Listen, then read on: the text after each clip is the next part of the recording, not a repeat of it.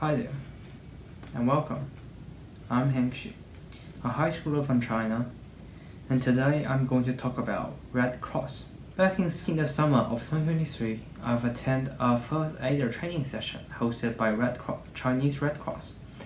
And through attending their sessions and learning from their online materials, I've become a certified Red Cross first aiders. And during this learning process, I've actually encountered various interesting life-saving knowledge that is actually quite unusual for high schoolers, or for that matter, ordinary adults to learn. But these knowledge do have a benefit to the overall global society if spread to more people. So, I want to dedicate a few of my videos to share about the knowledge I've learned through Red Cross to a wider audience. And in this first video, we're going to start with talk about the origin story of Red Cross. Red Cross is a renowned international organization who dedicated to assisting peoples affected by armed conflict. 19th century Europe is when our story are dated back to. 19th century Europe isn't really a nice, peaceful time to live in. Industrialization have just spread across the European continents among prominent states. There's a new wave of European imperialisms in Africa and Asia. After seeing the rise and fall of Napoleon, European states together formed the Council of Europe and tried to preserve the status quo and power balance between European states. Now, on the other hand, there's nationalism that have led to rebellion that changes the current power dynamic in two ways. Unifying regions with shared cultural identities, such as Germany and Italy, and weakening nations with mixed cultural identities, such as Austria. The year is 1859, near the end of Italian unification efforts, with hundreds of thousands of attending soldiers and tens of thousands casualty on each side. Battle of Solferino have fought between French Sardinia, one of the Italian states, alliances, and Austrian force in modern-day Lombardy at north of Italy, as one of the largest battles in 19th century. Our main character of this origin story actually didn't take part in the actual fighting.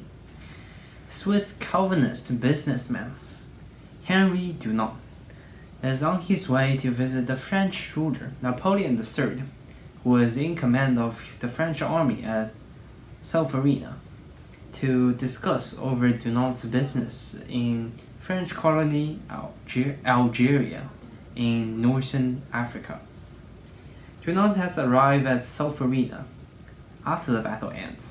With shock upon seeing wounded soldier deserted on the battlefield without proper care, Dunant started to initiate civilians to help with the aiding efforts of the wounded soldier from both sides. In response to prevent such a horrifying situation from happening again, internationally afterwards, in 1862, Dunant published his book, A Memory of Solferino. In his book, Dunant proposed a creation of a voluntary relief society for each country dedicated to prevent and decrease the suffering during war and peacetime. He has also suggested an international agreement covering wartime wounded. In addition to spreading his idea, Dunant has also put his words into action. In February 7th, 1863, Dunant has founded the International Committee for the Relief of the Wounded as one of the 5 founding committee members. On the same year, Dunant have traveled over European states to get their promises to send the representative to attend such an international conference according to Dunant's ideal. After successfully getting 39 representatives from 16 states to meet on October of 1863, on August of 1864. 12 European countries have signed the International Geneva Conventions that guarantee the neutrality of sanitary personnel and agree on the specific identification symbol of the Red Cross on a white field.